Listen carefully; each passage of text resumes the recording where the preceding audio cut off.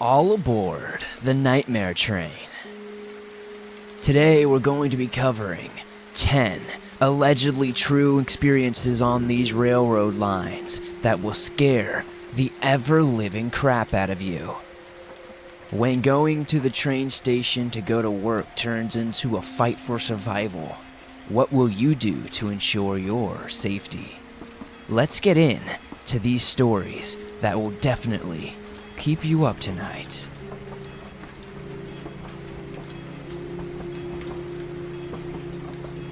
So, this story happened back in 2016. I was 18 and was planning on visiting my girlfriend. We lived in different cities in the UK, so I decided to get a train and visit her for the weekend. The train I caught was slightly earlier than I had booked, but some UK trains have the option for more flexible times as long as it isn't at rush hour. It was 5 a.m. in winter. It was cold, dark, and miserable, and I had just stepped onto the platform to wait for it to pull up to the station when a roughly 60-year-old man came and stood next to me. By next to me, I meant he was literally less than 20 centimeters away and practically leaning on me despite almost no one else being around. So it's not like the area was crammed. He was balding, wore thick rimmed glasses with incredibly strong prescriptions by the looks of it. He was significantly taller than me. I'd say he was close to 6'6", but slim and gaunt with coarse graying skin and had unusually wide mouth and a scraggly beard that looked like it needed a good trim. He was dressed in a black baggy hoodie that was pulled over his head and wore fatigued jeans that looked as if they were close to falling apart at any moment. I stepped away, trying to politely put some distance between us, and fortunately, he didn't follow me any further. The train pulled up, and I stepped onto the carriage. I found a seat. For reference, I sat in the left side of the train next to the window.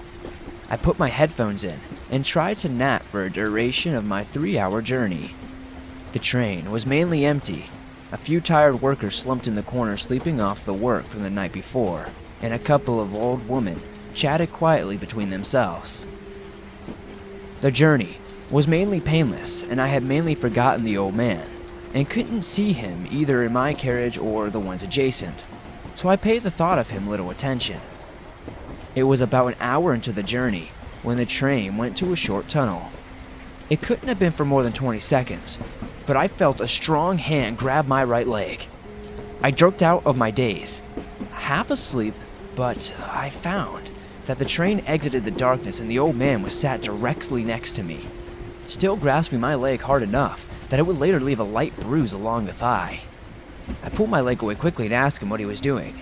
I'm not an intimidating person, a pretty fat teenager that barely reaches 5'8". It's never really to be scary, but I put on my most confident and authoritative voice and repeated my question, though this time it was louder and contained a few more choice words for the old man. I had barely managed to finish the question before he grabbed my face with his hand and slammed my head against the window so that I was pinned in place. Despite my struggles, he easily held me in place and leaned in until he was inches from my squished face. With a deep, baritone voice that seemed to echo around in my brain, he whispered directly into my ear something similar to, "You would be a very nice plaything." I apologize that I can't remember the exact words.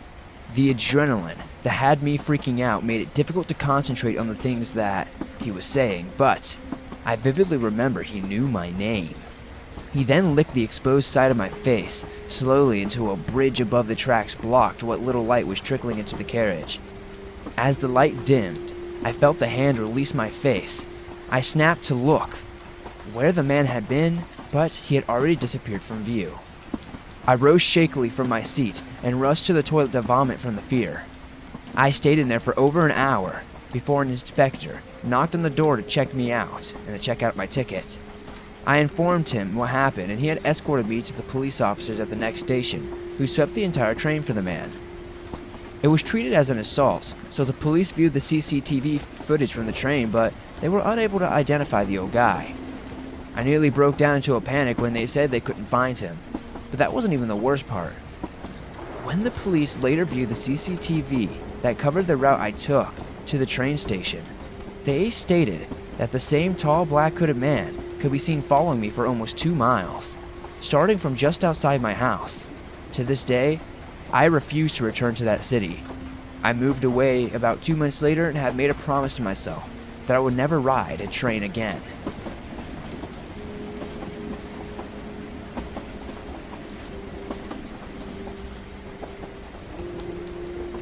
This story happened when I was around 11 or 12 years old, and I was finally on summer break.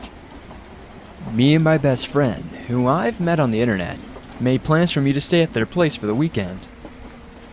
She lived in a city about 2.5 hours away from me, but I have met her before in real life, so everything was fine. On that day, I took the train by myself, which was not a new experience for me, since my mom let me have a lot of freedom and experience. I texted my friend the time and place I'd arrive, but that city was huge, so I got the name of the station mixed up, which led her going to somewhere else instead of where I was. But at the time, I obviously didn't know. So, when I arrived, I just took my suitcase and went to a quiet corner to wait for her while watching all the busy people running from A to B. My friend texted me asking where I was, and after some more text, we figured out that it was my fault for telling her the wrong station, but she was on the way to pick me up. After waiting for a few minutes, a man in his 30s accidentally bumped into me. Even though I was just standing still, he apologized 1,000 times. I assured it was fine and nothing happened, but he insisted on making it up to me and wanted to buy me a hot chocolate or something to eat. I refused. But I was also a pretty shy girl back then, and it wasn't taken seriously many times. He seemed pretty frustrated at this point, and decided to just grab my hand and try to drag me with him.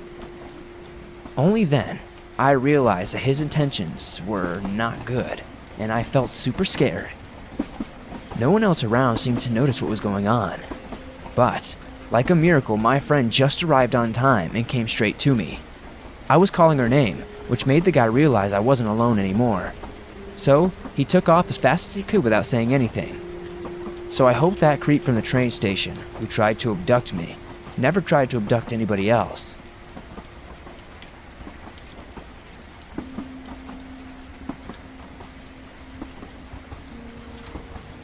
Background.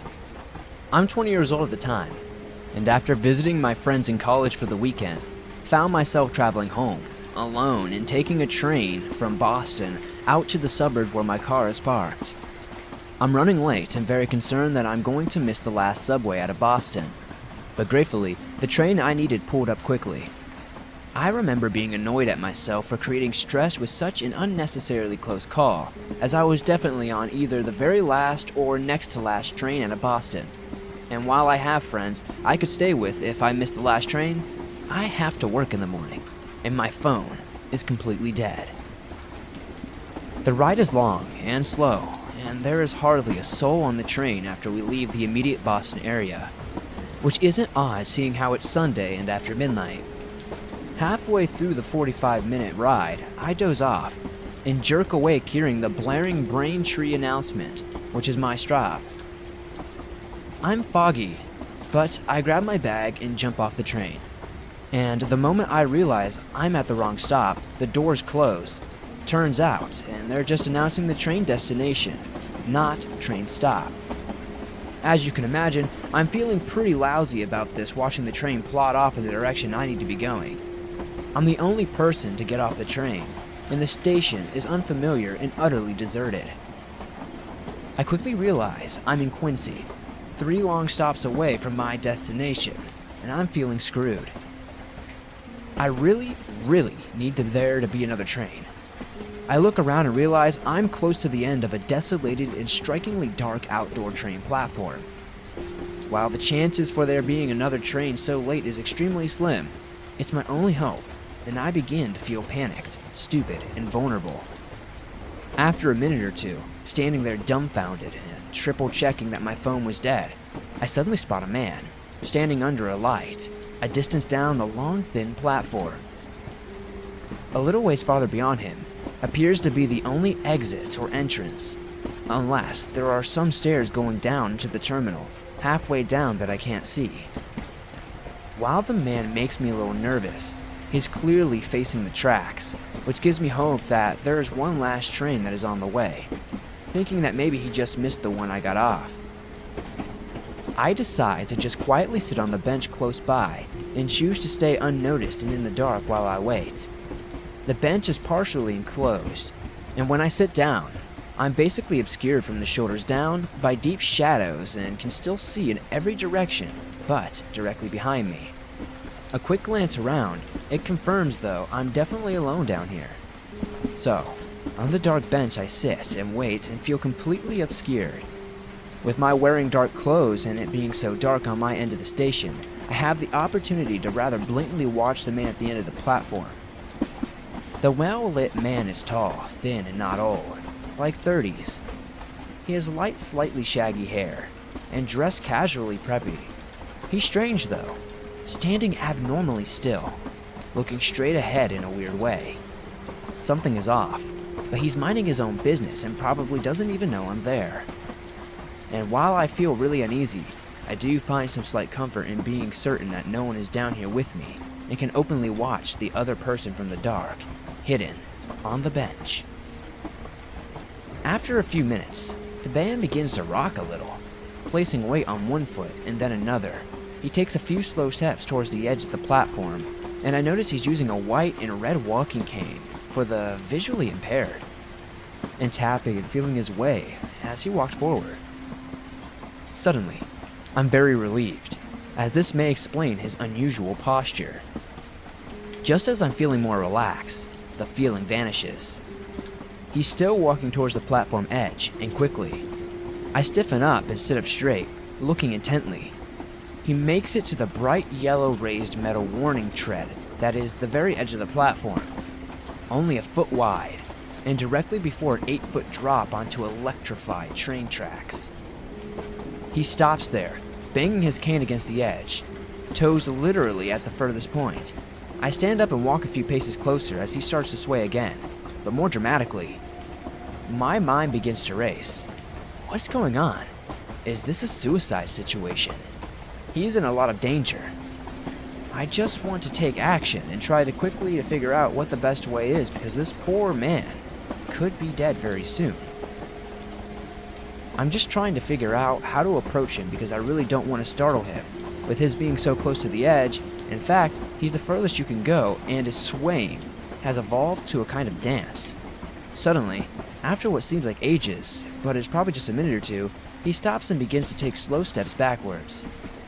Finally, he returns to standing still and staring straight ahead, back under the spotlight. With my heart racing and my mind spinning, I return to my dark bench, sit down quietly, and try to process what suddenly happened. I want to help this man, but I am being overwhelmed by alarms in my brain. I keep watching and being as silent as possible. He stands calmly for a few more minutes under the light, facing the tracks and safely several paces away from the edge. I decide to get help. I mean, he just did something crazy, really unnerving and really dangerous, and I don't know what his intentions are. I'm still sitting on my dark bench fighting off conflicting feelings and secretly watching him when he suddenly turns his whole body directly to face me, absolutely smiling and looking suddenly right at me. I'm completely startled, and my jaw drops. My mind is now racing like crazy. He knows I'm here. He must know I'm here. But if he knows I'm here, why is he facing me? He knows exactly where I'm sitting. Is he actually blind? But I'm sitting in the dark and not making a sound, and he's smiling. I'm frozen solid. What happens next is so sudden that I remain basically frozen like a statue, sitting on the park bench, the entire time, not making even the slightest sound. Suddenly, still smiling, he turns and faces the tracks, and again using his cane, walks right over to the very edge and begins to side swaying again, except now it's even more dance-like. He then changes position, putting one foot right on the edge and one foot behind him, as he starts this exaggerated lunging motion, as one would jump out in front of a train, nearly jumping off the platform, but catching himself before he does. He does this repeatedly, all the while I'm just watching from a distance, basically in, well, horror and confusion. Suddenly he stops all of this and turns. This time he doesn't face me, but faces in my general direction, my end of the tracks, smiling still from what I can see. He slowly begins to walk down the platform towards me. He is walking right on the edge, directly on the warning track. The whole time I can hear the clank and the clack of the cane going side to side. He is so close to the edge that the cane is going into the darkness. He gets closer and closer, and I can do absolutely nothing but stare. How could he be walking so close to the edge? Why is he coming down here? Closer and closer he gets. I can now see him better. Still, the big gaping grin on his face, empty and farcical like a game show host.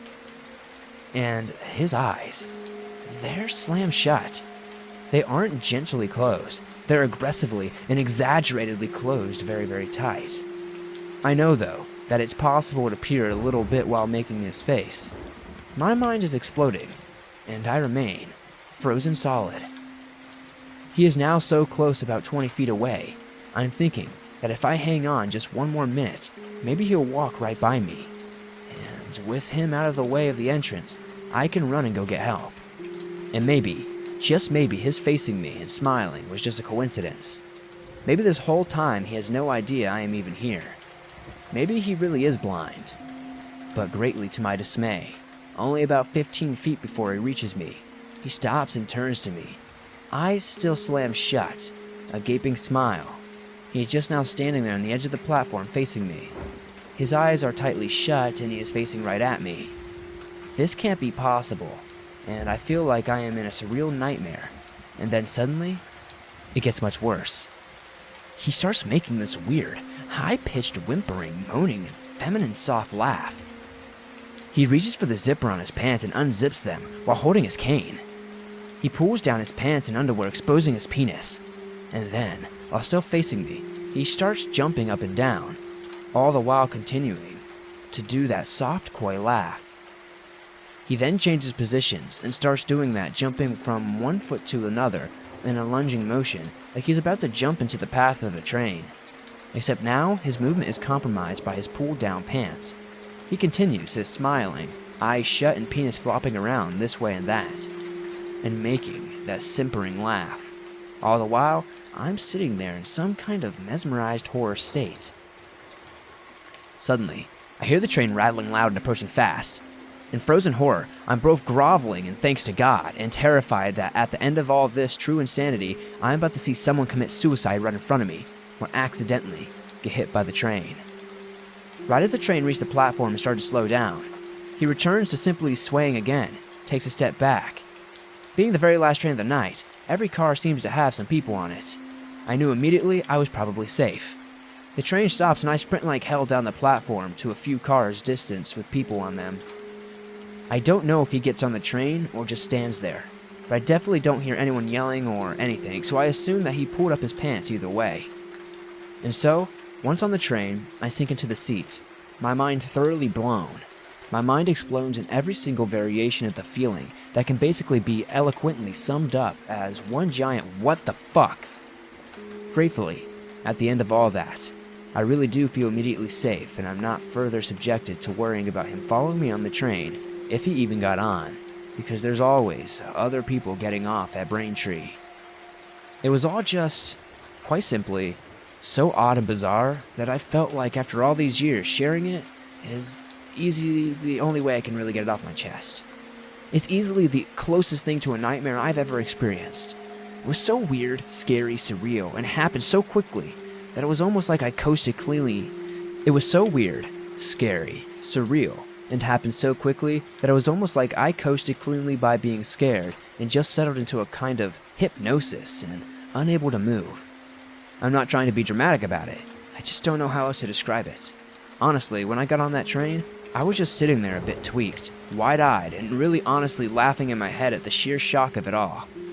The immense feeling of relief I felt when I boarded that train quickly changed any feelings of horror to disbelief and gratitude.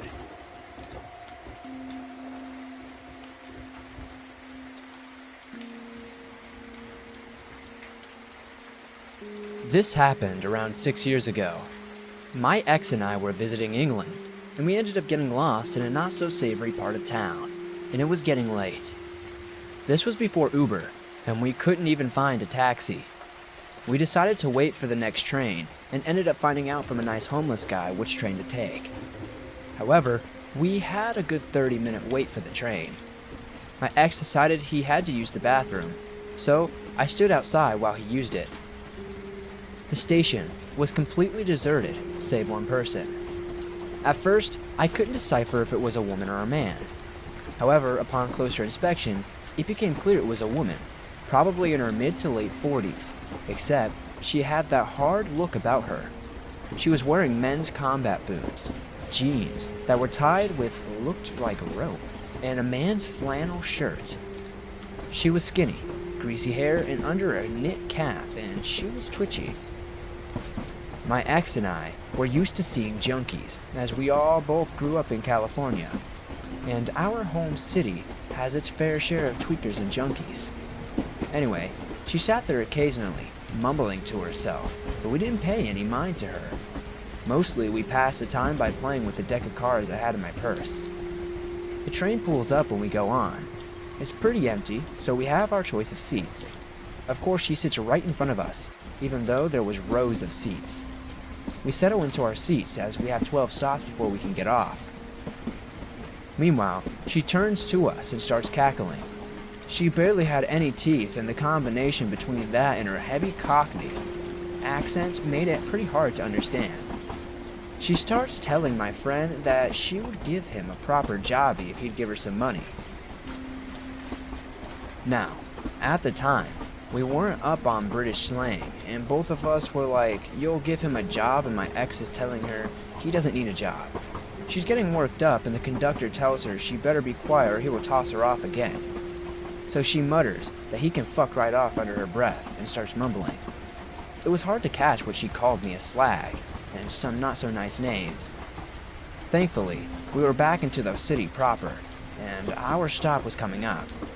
We signaled, and the conductor that we wanted to get off, and he pulled the train to a stop so we could get out, and so does our friend. My ex tells me we will grab dinner as we're both starving, and we head for a pub not too far from our hotel we had seen the night before. Meanwhile, she's behind us. She starts taunting us, and I get a little worried, as obviously she is off her rocker. We make a run for it and get lost in a crowd. We think that's the end of it and go and eat in the pub.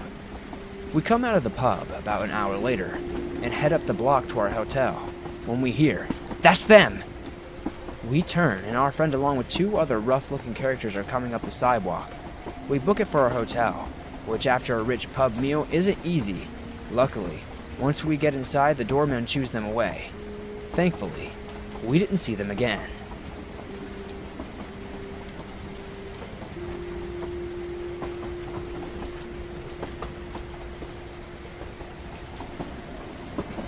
This happened about a year ago, when I was visiting my family back home in the city from college during winter break. My old high school friends decided to get together at the bowling alley to catch up, but because I was the only one without a car, my best friend offered to pick me up from the nearest rail train station. The station also happens to double as a bus transfer station, so a variety of people, homeless, drunk, sober, etc., pass through. I had just gotten off the train, and it wasn't too dark out yet, maybe 6ish, and I called my friend and told him to pick me up by the pickup and drop-off area, which was just between the transportation hub and the parking structure. He told me it was going to be about a 20-minute wait, so I stood waiting on the sidewalk. For some reason, there wasn't a lot of traffic coming into the pickup and drop-off area, but there were 2 cars in the area, most likely waiting to pick up a relative or a friend, just sitting in their cars on their phones. After a few minutes pass, I see 2 European men, late 20s maybe, stumbling around drunk towards the area. I didn't really think anything of it, because I reasoned that they were most likely headed towards their car in the parking structure. But they kept getting closer to me. One of the guys started to catcall me and slurred some words saying "baby" and "beautiful" and something of the other. The other guy, though, he was more sober. He was sneering at me. Eventually, I realized they were not just catcalling me from afar, but walking to me. And after they got within 3 feet of me, I sped walk to a few paces to the side. At this point, the more drunk guy starts cussing at me, saying I'm a fucking bitch and laughing. But I just brush it off as an encounter with some weird drunk guys. Then they stumble away. About 10 minutes pass and it has started to get dark, and one of the 2 cars that was waiting had driven away. So now, there's only a car with an Asian guy waiting in the pickup and drop-off area with me. Nobody else was around. Then I hear a car screech and rapidly pull up to the pickup and drop-off area, and another car. And I get startled when I see that this banged-up car rolls its windows down. That's when I see that it was the same 2 guys from before, and I realize they are purposely harassing me, because the parking lot does not require them to go through the pickup and drop-off area. The car then pulls right up to where I'm standing, and I see the car door open. The one that was more drunk jumps out at me with both of his hands to try to grab me, but I kind of dodge and he just narrowly misses and touches me. At this point, I ran the 40 or so feet where the Asian guy car was, and I'm sort of screaming because I am genuinely afraid that I'm going to be kidnapped.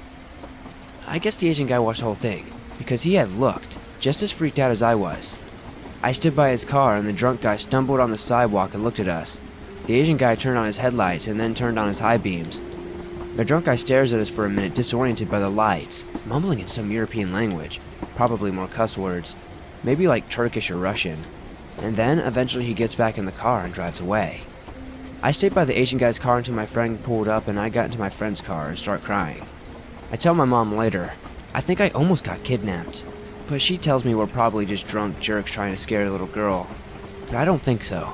I think they were up to something a lot more sinister.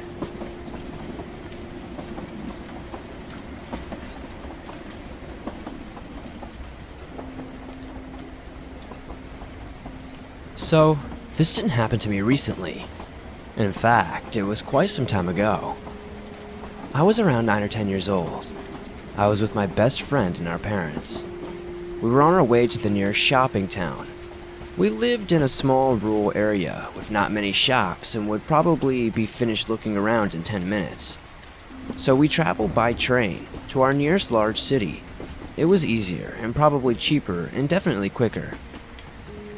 So, when the train arrived, me and my friend quickly ran onto the secure first table seats. Those ones with the 4 seats and a table in the middle. Pretty self-explanatory. The train was pretty empty. With us being kids, we wanted our own table seats and decided to take up the ones on the opposite side of the aisle and left our parents across from us. I noticed a guy, a couple of rows down in the normal seats. He was on his phone in a really strange position. It looked like he was taking photos of me. This was back in the day where selfies didn't really exist, so it was more than likely that he was either taking a photo or was using his phone ridiculously weird. Anyway, I pulled the collar of my coat over my face and looked the other way as I shrunk down into my seat. I didn't mention anything because, to be honest, I thought I was being outrageous. A couple of minutes later, a lady who I remember as being tall, slim and blonde with a wavy bob and glasses went over to my mom. She crouched down next to her and spoke very quietly and softly. I couldn't really hear her well enough to know what she was saying, but my mom's face told the whole story. My mom asked me to come and sit with her, and my friend's mom and the lady went to the conductor of the train. When we got to the next station, there were groups of police officers and security waiting on the platform. The train pulled up and the weird guy was taken away. We heard that he did in fact take photos of me, and they found hundreds of photos of other children on his phone and computer, etc. They didn't go into details, but I didn't ride in a train for a very long time after that. The worst thing is, I'm sure I saw him walking past my house a week later.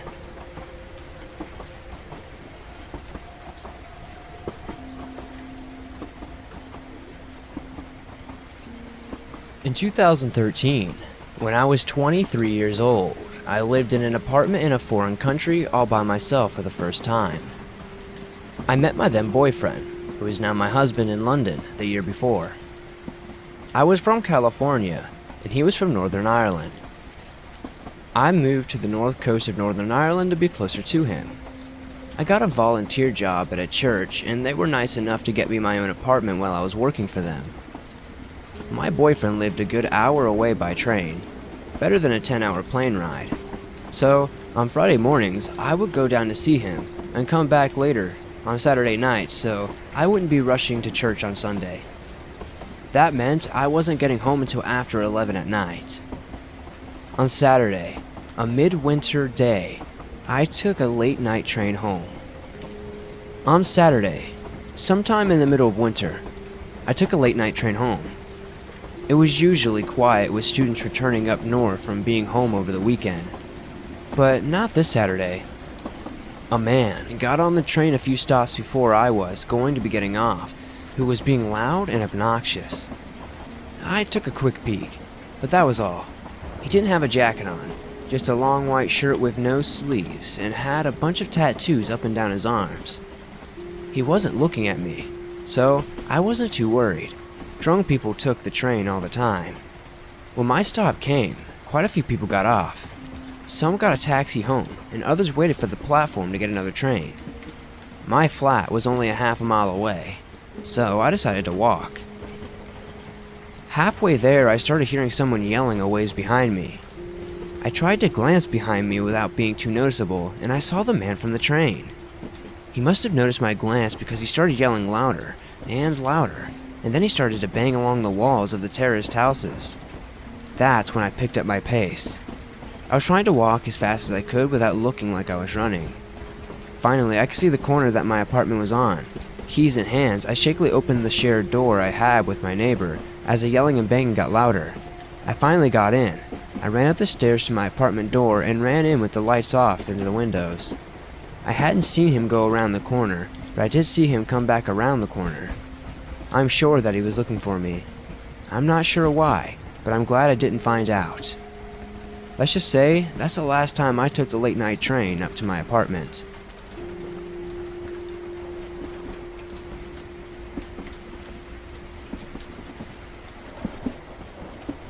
This happened when I was quite young. I was at a train station in London with my family, walking through a crowd of people to catch our train, when all of a sudden, this old man from behind me grabs my shoulder and starts screaming in my face that I had kicked him. I immediately start crying, so my mom and her husband turn around and start asking this man what his fucking problem is. He just continues shouting and swearing, saying that I kicked him. Bear in mind that I honestly didn't kick anyone, and he was behind me, so it would be impossible. My mom's husband starts getting in his face, and he runs off somewhere. So we go to find a member of staff to report what happened. We finally find someone once we've explained our situation, and they get some other staff to go and find this man. They eventually found him and removed him from the station because of all of his behavior. We also got moved up to first class, which was really nice of them. Apparently, this guy has been a menace here for a long time and has been harassing people, and apparently even trying to abduct little kids, saying that their punishment is to take them back to his house.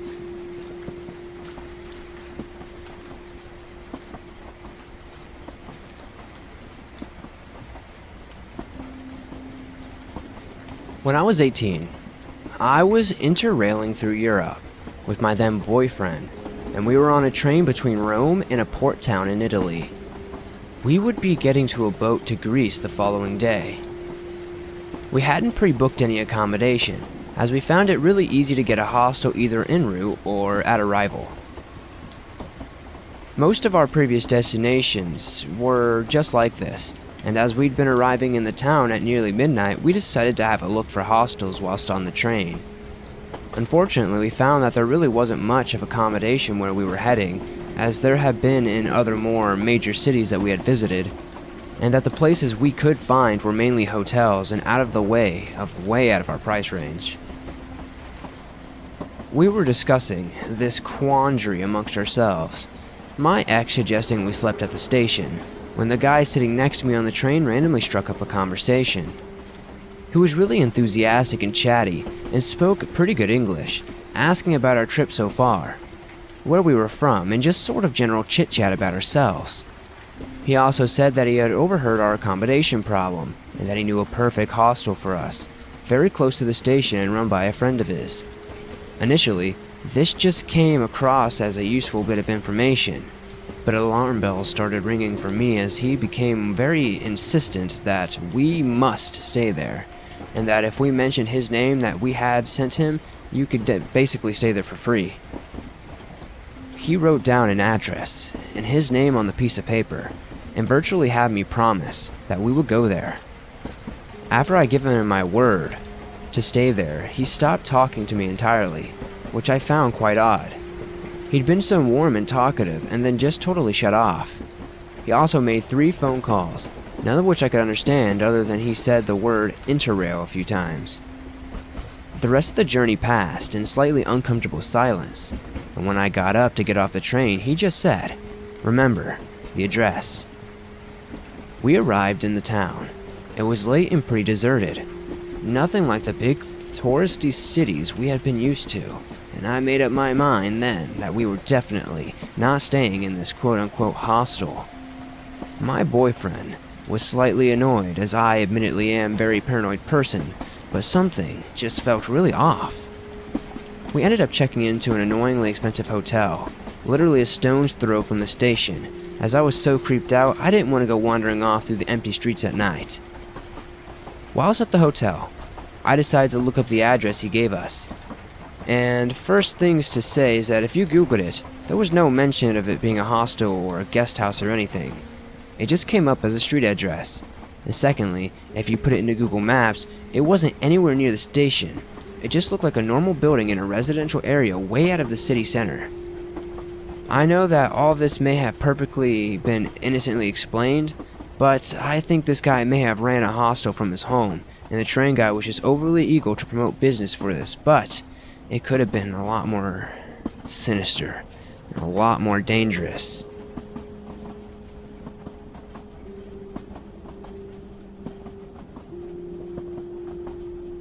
Some years ago, on a dark, warm summer night, my cousin and I headed out for the local steakhouse joint. My mother and aunt would join later after doing some errands. We got on our bicycle and took a shortcut by passing an eerie-looking train tracks. Eventually, we made it and waited for our mothers. After doing their errands, our mother headed off to the steakhouse. Knowing they were running a bit late, they decided also to take the shortcut. This is where it gets creepy. As both of them approached the train tracks, the guardrails came down. While they waited for the trains to come, my mother saw someone across the tracks. A black-haired woman, in her mid-30s wearing an apron and holding a kitchen knife, stood lifelessly across the tracks.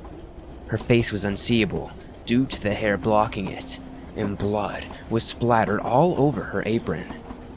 Before she could take a closer look, the train passed. After the train passed, the woman vanished. It scarred her for life.